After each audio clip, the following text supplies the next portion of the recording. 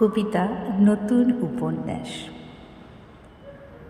তুমি বলেছিলে একটা গল্প বলো, আমি উপন্যাস বলেছিলাম।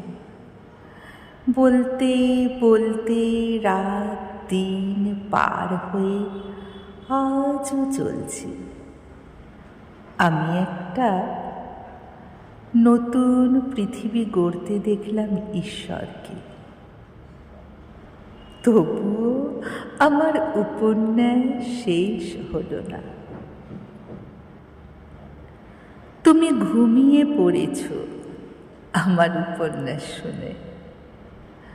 আমার জন্ম কাহিনী নিয়ে ক্যানভাসে ছবি আঁকছি সাদা কালো, সেটাই অক্ষর দিয়ে সাজিয়ে রেখেছি উপন্যাসে। আমি যেদিন জন্ম নিলাম মাটির ঘরে, কারা যেন কেঁদে উঠেছিল, গীতাঞ্জলি পাঠ করে শুনিয়েছিল আমায় এক অজানা কণ্ঠস্বর।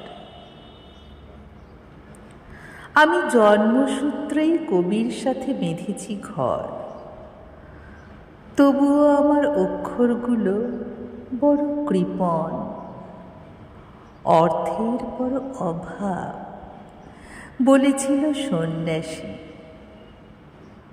তোমার কি ঘুম ভাঙেনি? আমি তবে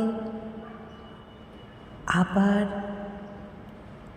নতুন উপন্যাস শুরু করি, আমার জন্ম কাহিনী।